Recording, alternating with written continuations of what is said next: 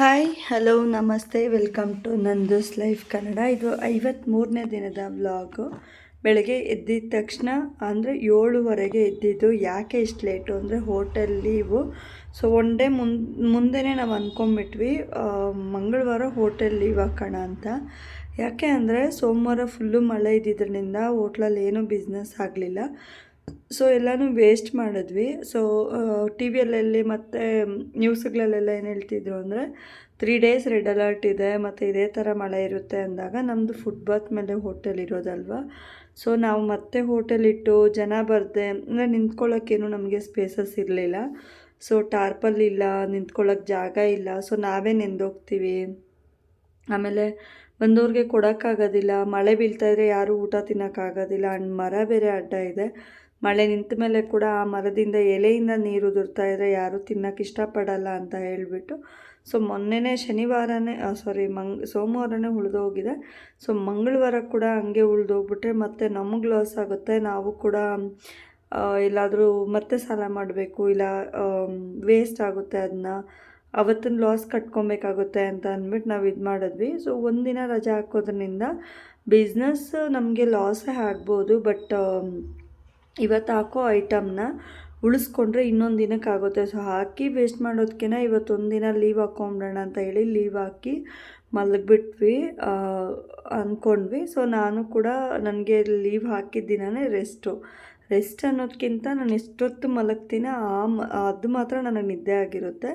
So ಇನ್ನು as usual ವರ್ಕೆಲ್ಲ ಏನಕ್ಕಾದರೂ leave ಹಾಕಿದ್ದೀರೋ ಅನ್ನೋಷ್ಟು work ಇರುತ್ತೆ. But ಆದರೂ ನಿದ್ದೆ ಅಂದರೆ ಒಂದು 7:30-8 ಗಂಟೆವರೆಗೂ ನಿದ್ದೆ ಆದಂಗೆ ಆಗುತ್ತೆ ಅಂದ್ಬಿಟ್ಟು ಅಲಾರಮ್ ಎಲ್ಲ ಆಫ್ ಮಾಡಿ ನಾನು ಮಲಗಿದೆ. ಮನೇಲಿ 7 ಗಂಟೆಗೆ ಸ್ಟಾರ್ಟ್ ಮಾಡಿದ್ರು, 7:15 ಆಯಿತು ಅಂತ. ನಾನು ಎದ್ದಿದ್ದು 7:15ಗೆ. ಎದ್ದು ಫಸ್ಟ್ ಅಡುಗೆ ಮನೆಗೆ ಹೋದೆ. ಏನೂ ಕ್ಲೀನ್ ಮಾಡಿರಲಿಲ್ಲ. ಪಾತ್ರೆಲ್ಲ ಒಂದು ರಾಶಿ ಹಂಗೆ ಬಿಟ್ಟಿದೆ. ಗ್ಯಾಸೆಲ್ಲ ಕ್ಲೀನ್ ಆ್ಯಕ್ಚುಲಾಗಿ ಸೋಪ್ ಹಾಕಬೇಕಾಗಿತ್ತು. ಬಟ್ ಚಿಕನ್ ತರ್ತೀನಿ, ನಾನ್ ವೆಜ್ ಮಾಡಬೇಕು ಅಂತೇಳಿದ್ರಿಂದ ತೊಗೊಂಬರೋಷ್ಟ್ರೊಳಗೆ ಮುಕ್ಕಾಲು ಕೆಲಸ ಮುಗಿಸ್ಕೊಳ್ಳೋಣ ಅಂತ ಹೇಳಿಬಿಟ್ಟು ಸ್ಟಾರ್ಟ್ ಮಾಡಿದೆ. ಪಾತ್ರೆ ಎಲ್ಲ ಉಜ್ಜಿ ಗ್ಯಾಸೆಲ್ಲ ಒರೆಸ್ಕೊಂಡು ಆಮೇಲೆ ಮನೆ ಒರೆಸೋದಕ್ಕೆ ಅಂತ ನಿಂತ್ಕೊಂಡೆ.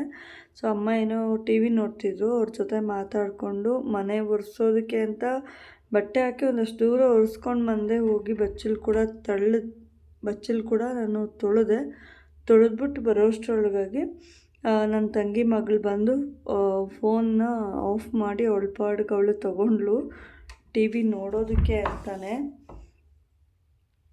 ಅವಳು ಯೂಟ್ಯೂಬ್ ಜಾಸ್ತಿ ನೋಡ್ತಾ ಇರ್ತಾಳೆ. ಯೂಟ್ಯೂಬ್ ನೋಡೋದಕ್ಕೆ ಅಂತಲೇ ಹೇಳಿ ಅವಳು ಇದನ್ನು ಫೋನ್ನ ತೊಗೊಂಡ್ಳು. ನಾನು ಅಂದ್ಕೊಂಡೆ ಇನ್ನು ಇವಳು ಇರೋಷ್ಟೊತ್ತು ನಾನು ಏನು ವೀಡಿಯೋಸು ಮಾಡೋಕ್ಕಾಗಲ್ಲ ಅಂತ. ಆ್ಯಕ್ಚುಲಾಗಿ ನನ್ನ ಪ್ಲ್ಯಾನ್ ಇದ್ದಿದ್ದೇ ಬೇರೆ. ಸೊ ನಾನ್ ವೆಜ್ ನಾನು ಡಿಫ್ರೆಂಟಾಗೆ ಮಾಡ್ತಿದ್ದೆ ಇವತ್ತು. ಅದನ್ನೆಲ್ಲ ನಾನು ಡೀಟೇಲ್ಡಾಗಿ ತೋರಿಸೋಣ ಅಂದ್ಕೊಂಡೆ. ಅಷ್ಟರೊಳಗಾಗಿ ಪಾಪು ಬಂದಮೇಲಂತೂ ಫೋನ್ ಕೈಗೆ ಸಿಗೋಲ್ಲ. ನನ್ನ ಫೋನ್ ಅಷ್ಟೇ ಅವಳಿಗೆ ಆರಾಮಾಗಿ ಏನು ಬೇಕೋ ಅದು ಹಾಕ್ಕೊಂಡು ನೋಡೋದಕ್ಕೆ ಸಿಗುತ್ತೆ.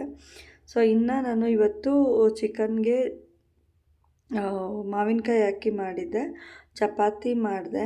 ಆಮೇಲೆ ಮಧ್ಯಾಹ್ನ ಇನ್ನೆಲ್ಲ ಕೆಲಸ ಮುಗಿಸ್ಕೊಂಡೆ. ನನ್ನ ಟ್ರಿಪ್ ಪಾತ್ರೆ ಎಲ್ಲ ಉಜ್ಜಿ ಎಲ್ಲ ಎತ್ತಿಟ್ಕೊಂಡೆ. ಸೊ ಮಧ್ಯಾಹ್ನ 2 ಗಂಟೆ ಮಧ್ಯೆ ಅಕ್ಕಿ ಮಾಡೋದಕ್ಕೆ ಅಂತ ನುಚ್ಚು ಸ್ವಲ್ಪ ನಮ್ಮ ಚಿಕ್ಕಮ್ಮ ತಂದುಕೊಟ್ಟಿದ್ರು.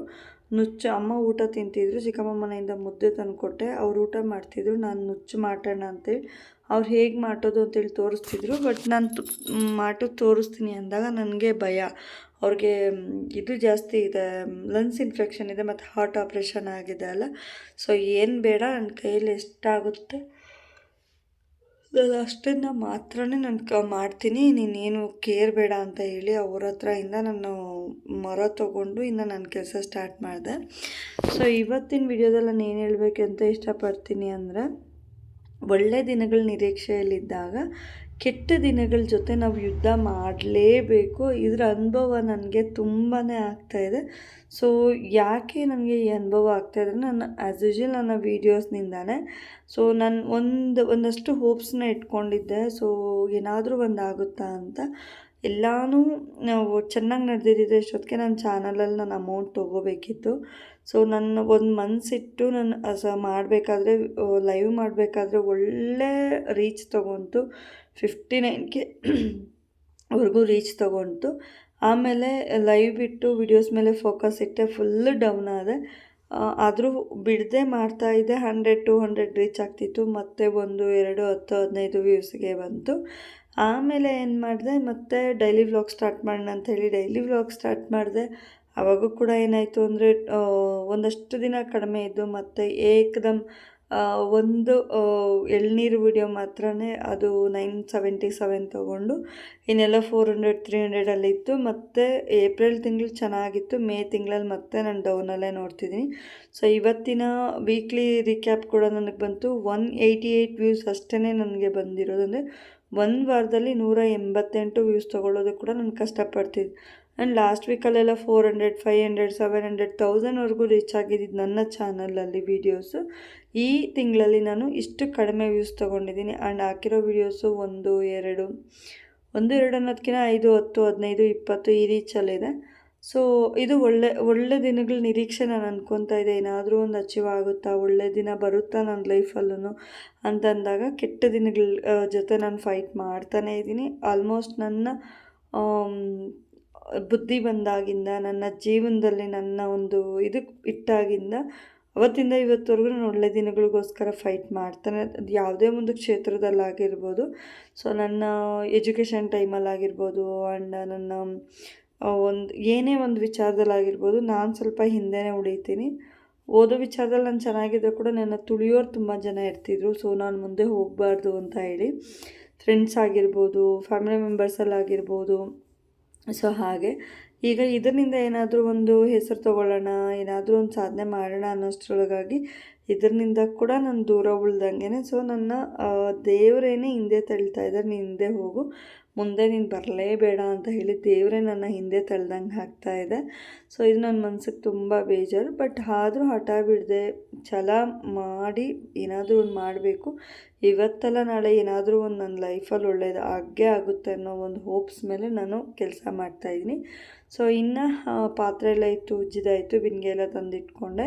ಅಷ್ಟರೊಳಗಾಗಿ ನೈಟೇನೆ ಸ್ವಲ್ಪ ಜಾಸ್ತಿ ಬಿಸಿ ನೀರು ಹಾಕ್ಬಿಟ್ಟು ಸ್ವಲ್ಪ ಎಕ್ಸೆಲ್ ಲಿಕ್ವಿಡ್ ಹಾಕಿ ಸ್ವಲ್ಪ ಸರ್ಫ್ ಪುಡಿ ಹಾಕ್ಬಿಟ್ಟು ಮುಸುರೆ ಬಟ್ಟೆಗಳನ್ನೆಲ್ಲ, ಯಾಕಂದರೆ ತುಂಬ ಆಯಿಲ್ ಇರುತ್ತೆ ಹೋಟೆಲ್ದಲ್ವಾ, ಮೊಟ್ಟೆ ದೋಸೆ ಆದಾಗ ಬಟ್ಟೆನ ಹಾಕಿ ಹಿಂಗೆ ಒರೆಸ್ತೀವ, ಎಲ್ಲೋ ಆಯಿಲ್ ಆಗಿರುತ್ತೆ. ಸೊ ನೆನೆಸಿಟ್ಟಿದ್ದೆ, ಅದನ್ನು ಒಗ್ಕೊಂಡೆ. ಅದನ್ನು ಒಗ್ದಿದ್ದು ಆದಮೇಲೆ ಆ ಬಿಂದಿಗೆ ಎಲ್ಲ ಉಜ್ಜಿಬಿಟ್ಟು ನೀರು ಹಿಡಿಯೋದಕ್ಕೆ ಅಂತ ಹೇಳಿ ಸ್ಟಾರ್ಟ್ ಮಾಡಿದೆ. ಅಷ್ಟರೊಳಗಾಗಿ ನನ್ನ ಫೋನಲ್ಲಿ ಚಾರ್ಜಿಂಗ್ ಖಾಲಿಯಾಗಿತ್ತು. ತೊಗೊಂಡೋಗಿ ಫೋನ್ ಚಾರ್ಜಿಂಗ್ ಹಾಕಿ ಆಮೇಲೆ ಇನ್ನು ಮಿಕ್ಕಿದ ಕೆಲಸ ಮಾಡಿದ್ದು. ಆಚೆ ಇವತ್ತು ತೊಳೆದಿಲ್ಲ. ಯಾಕೆ ಆಚೆ ತೊಳೆದಿಲ್ಲ ಅಂದರೆ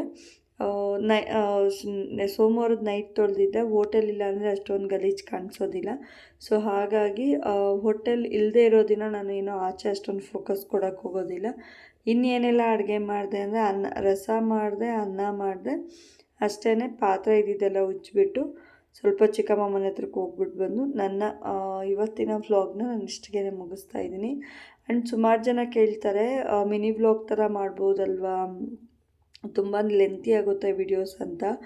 ಬಟ್ ಮಿನಿ ವ್ಲಾಗೆಲ್ಲ ನನಗೆ ಮಾಡ್ತೀನಿ. ಬಟ್ ನಾನು ಅದನ್ನು ಇನ್ಸ್ಟಾ ಫೇಸ್ಬುಕ್ಕಿಗೆ ಹಾಕೋಣ ಅಂತೇಳಿ ಒಂದಿದೆ. ಈ ವಿಡಿಯೋಸ್ನೆಲ್ಲನೂ ನಾನು ಇಲ್ಲೇ ಇದು ಮಾಡ್ಕೋತೀನಿ. ಯೂಟ್ಯೂಬ್ಗೆ ಲೆಂತಿ ವೀಡಿಯೋಸೇ ಇರಬೇಕಲ್ವ, ಒಂದು 8 ಮಿನಿಟ್ಸ್, 10 ಮಿನಿಟ್ಸ್, 20 ಮಿನಿಟ್ಸಲ್ಲೇ ಇರುತ್ತೆ. ಸೊ ಪ್ಲೀಸ್ ಪ್ರತಿಯೊಬ್ಬರು ನನ್ನ ವೀಡಿಯೋಸ್ನ ನೋಡಿ ಸಪೋರ್ಟ್ ಮಾಡಿ. ಡೈಲಿ ವ್ಲಾಗ್ಸ್ ಇರುತ್ತೆ ಪ್ರತಿದಿನ. ನಾನು ಎಷ್ಟೇ ಕಷ್ಟ ಆದರೂ ಪರವಾಗಿಲ್ಲ ನನ್ನ ವೀಡಿಯೋಸ್ನ ಹಾಕ್ತಾಯಿದ್ದೀನಿ. ನನ್ನ ಪೂರ್ತಿ ವೀಡಿಯೋಸ್ನ ನೋಡಿ ನನಗೆ ಸಪೋರ್ಟ್ ಮಾಡಿ. ಹೀಗೆ ನನಗೆ ನನ್ನ ಎತ್ತರಕ್ಕೆ ಬೆಳೆಯೋದಕ್ಕೆ ನನಗೆ ಅವಕಾಶ ಮಾಡಿಕೊಡಿ ಅಂತ ಕೇಳ್ಕೊಳ್ತಾ, ಸೊ ಇವತ್ತಿನ ವ್ಲಾಗು ನನಗೆ ಇಷ್ಟೇ. ಸೊ ಇನ್ನು ಕಾಫಿ ಟೀ ಇಟ್ಟೆ. ಯಜಮಾನ್ರೆ ಟೀ ಬೇಡ ಅಂದರು. ಅವ್ರಿಗೆ ಬೇಡ ಅಂದರೆ ನಾನು ಟೀ ಕುಟ್ಕೊಳ್ಳೋಣ ಅಂತ ಹೇಳ್ಬಿಟ್ಟು ಟೀ ಇಟ್ಕೊಂಡೆ. ಟೀ ಕೂಡ ನಾನು ಕುಡಿದು ಅಮ್ಮಗೆ ಸ್ವಲ್ಪ ಕೊಟ್ಬಿಟ್ಟು ಪಾತ್ರೆ ಎಲ್ಲ ಉಜ್ಜಿ ಆಮೇಲೆ ಇನ್ನು ಸ್ವಲ್ಪ ಕೆಲಸ ಇತ್ತು ಮುಗಿಸ್ಕೊಳ್ಳೋಣ ಅಂತ. ಇಷ್ಟೇ ಇವತ್ತಿನ ವ್ಲಾಗು. ಇನ್ನು ಯಾರೆಲ್ಲ ನನ್ನ ಚಾನಲ್ನ ಸಬ್ಸ್ಕ್ರೈಬ್ ಮಾಡ್ಕೊಂಡಿಲ್ಲ ದಯವಿಟ್ಟು ಸಬ್ಸ್ಕ್ರೈಬ್ ಮಾಡ್ಕೊಳ್ಳಿ. ಹಾಗೆ ಪಕ್ಕದಲ್ಲಿರೋ ಬೆಲ್ ಬಟನ್ನ ಕ್ಲಿಕ್ ಮಾಡಿ ನಾನು ಹಾಕುವಂಥ ವೀಡಿಯೋಸ್ ನಿಮಗೆ ಬರುತ್ತೆ. ಹಾಗೆ ಲೈಕ್ ಮಾಡೋದನ್ನ ಮರಿಬೇಡಿ. ನೀವು ಮಾಡೋ ಲೈಕ್ ನನಗೆ ಹೊಸ ವೀಡಿಯೋಸ್ ಮಾಡೋದಕ್ಕೆ ಮೋಟಿವೇಶನ್ ಸಿಗ್ದಂಗೆ ಆಗುತ್ತೆ. ದಯವಿಟ್ಟು ಪೂರ್ತಿ ವೀಡಿಯೋಸ್ನ ನೋಡಿ. ಯಾರ್ಯಾರ ಜೀವನದಲ್ಲಿ ಒಳ್ಳೆ ದಿನಗಳಿಗೆ ನಿರೀಕ್ಷೆ ಇಟ್ಕೊಂಡಿದ್ದೀರ, ಅವ್ರಿಗೆ ಕೆಟ್ಟ ದಿನಗಳು ನಡೀತಿದೆ, ಸೊ ನನ್ನ ಕೈಲಿ ಏನೂ ಮಾಡೋಕ್ಕಾಗ್ತಿಲ್ಲ, ಯಾಕೆ ನನ್ನ ಜೀವನದಲ್ಲೇ ಈ ಥರ ಬರ್ತಿದೆ ಅಂತ ಹೇಳಿ ಕೊರಗಕ್ಕೆ ಹೋಗಬೇಡಿ. ನಾನು ಕೂಡ ಕೊರಗ್ತಾ ಇರ್ತೀನಿ. ಬಟ್ ಆದರೂ ಸ್ಟಿಲ್ ನಾನು ಅದನ್ನು ಜೀರ್ಣಿಸ್ಕೋತೀನಿ. ಸೊ ಇದೇ ನನ್ನ ಲೈಫು, ಓಕೆ ಇವತ್ತೆಲ್ಲ ನಾಳೆ ಏನಾದರೂ ಒಂದು ಆಗುತ್ತೆ. ಇವತ್ತು 10 ವ್ಯೂಸ್ ಬಂದಿರೋದು 10 ಜನಕ್ಕಾದರೂ ನಾನು ಇಷ್ಟ ಆಗಿದ್ದೀನಿ. ಸೊ ನಾಳೆ 20 ಜನಕ್ಕೆ ಇಷ್ಟ ಆಗ್ಬೋದು, ನಾಡಿದ್ದು ಇನ್ನೊಂದಷ್ಟು ಜನಕ್ಕೆ ಇಷ್ಟ ಆಗ್ಬೋದು ಅಂತ ಹೇಳಿ ನನ್ನನ್ನು ನಾನು ಅಲ್ಲಿಗೆ ಸಮರ್ಥನೆ ಮಾಡಿಕೊಂಡು ಸೊ ನಾನು ಮುಂದೆ ಹೆಜ್ಜೆ ಇಡೋದಕ್ಕೆ ಒಂದು ಇದನ್ನು ಹುಡ್ಕೊಂಡು ಹೋಗ್ತಾ ಇರ್ತೀನಿ. ಇದನ್ನು ಎಲ್ಲರೂ ರೂಢಿಸ್ಕೊಳ್ಳಿ. ಸೊ ಯಾರೋ ಒಬ್ಬರು ನಮ್ಮನ್ನು ಇಷ್ಟಪಡೋರು ಇರ್ತಾರೆ, ಇಲ್ಲ ಯಾವುದಾದ್ರೂ ಒಂದು ವಿಡಿಯೋ ನನಗೆ ರೀಚ್ ಆಗೋ ಒಂದು ಇದರಲ್ಲಿರುತ್ತೆ. ಸೊ ಆವಾಗ ನಮ್ಮ ಒಂದು ಇದು ಕೂಡ ಬಂದೇ ಬರುತ್ತೆ, ನಾವು ಅದನ್ನು ಕೂಡ ಕಾಯಬೇಕು. ಸೊ ಇವತ್ತಿನ ವ್ಲಾಗ್ ಇಷ್ಟೇ. ದಯವಿಟ್ಟು ನನ್ನ ಪೂರ್ತಿ ವಿಡಿಯೋಸ್ನ ನೋಡಿ ನನಗೆ ಸಪೋರ್ಟ್ ಮಾಡಿ, ಹೀಗೆ ಸಪೋರ್ಟ್ ಮಾಡ್ತಾ ಇರಿ. ಹಾಗೆ ನನ್ನ ಪೂರ್ತಿ ವಿಡಿಯೋಸ್ನ ನೋಡಿ ಅಂತ ನಾನು ಕೇಳ್ಕೊತಾ ಇದ್ದೀನಿ. ಸೊ ಇವತ್ತಿನ ವ್ಲಾಗ್ನ ನಾನು ಇಲ್ಲಿಗೆ ಮುಗಿಸ್ತಾ ಇದ್ದೀನಿ. Thank you so much. ಹೀಗೆ ನಾನು ಮತ್ತೆ ವಿಡಿಯೋಸ್ ಜೊತೆ ನಿಮ್ಗೆ ಸಿಗ್ತಾ ಇರ್ತೀನಿ. Thank you so much. Love you all. Bye bye.